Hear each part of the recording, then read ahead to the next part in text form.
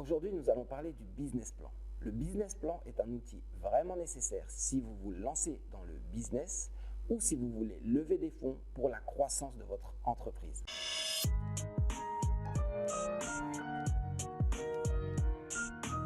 Partie numéro 1 de votre business plan, vous devez parler de vous. Qui êtes-vous? Pourquoi vous? Quelles sont vos compétences? Quelle est votre équipe? Quelles sont les compétences des gens qui composent votre équipe? Et surtout, quelle est votre motivation, votre réelle motivation?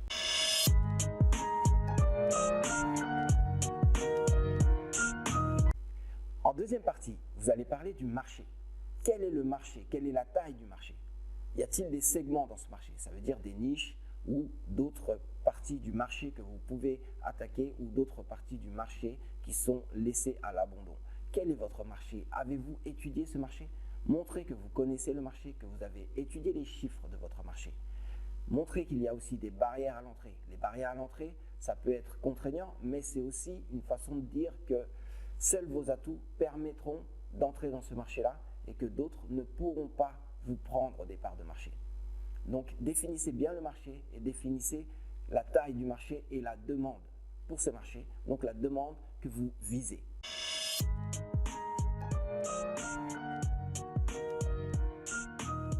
En troisième partie seulement, maintenant, vous pouvez parler de votre service ou de votre produit. Donc, qu'est-ce que vous proposez? Vous définissez ce que vous proposez, les caractéristiques de votre produit ou de votre service.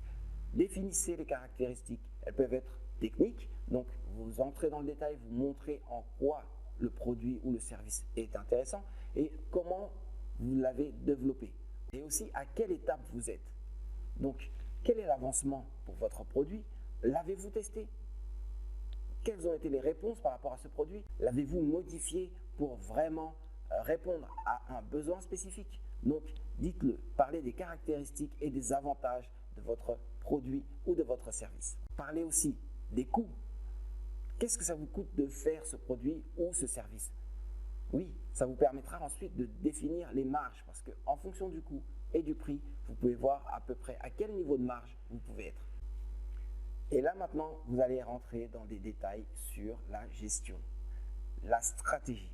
Définissez une stratégie.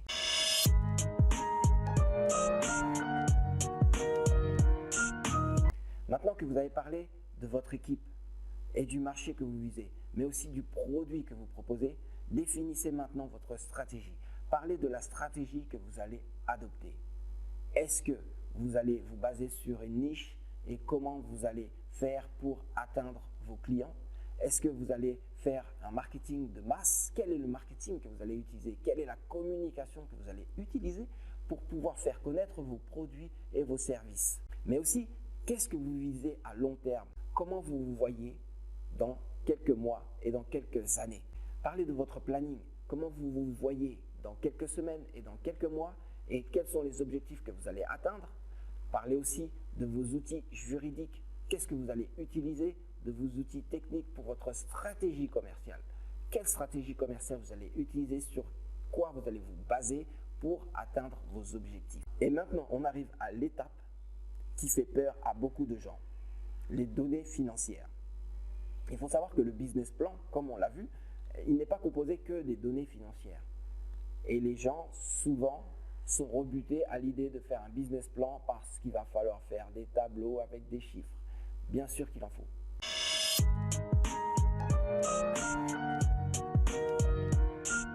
Alors, quels sont les chiffres que vous allez utiliser dans votre business plan? Les chiffres que vous utilisez sont les chiffres que vous avez eu à manipuler pour votre étude de marché, mais aussi les chiffres que vous connaissez parce que c'est les chiffres que vous utilisez avec votre équipe ou alors les chiffres que vous avez utilisés pour votre stratégie, pour définir votre stratégie. Tous ces chiffres-là, vous les avez déjà. Vous les mettez maintenant dans des prévisions de résultats, donc dans des prévisions pour définir quelle va être la rentabilité, quelles vont être les marges, quels vont être les chiffres d'affaires de vos différents segments, quel va être l'impact financier de cette activité. Ces chiffres-là vous permettront de faire un bilan prévisionnel sur 3 ans. Donc sur 3 ans, avec différents scénarios que vous allez utiliser, vous pouvez dire, ok, Donc, je pourrais atteindre un seuil de rentabilité dans 1 an et demi, ou peut-être dans 2 ans, ou peut-être plus tard.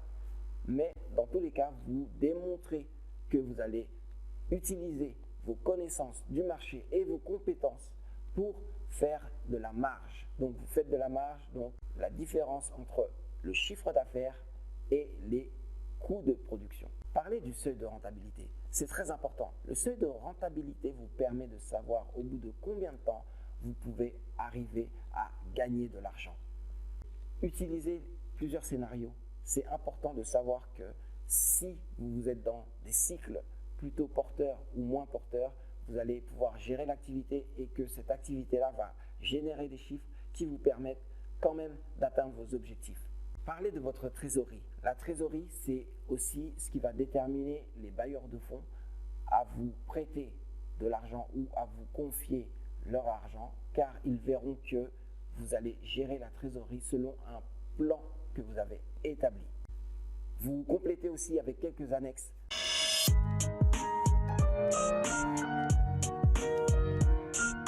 Parlez aussi des démarches administratives, celles que vous avez faites, celles que vous avez à faire encore, et aussi les démarches commerciales que vous avez déjà entreprises. Est-ce que vous avez commencé des recherches de fonds et à quel point vous en êtes? Si cette vidéo vous a plu, alors mettez un pouce et on se revoit pour d'autres vidéos toujours plus intéressantes.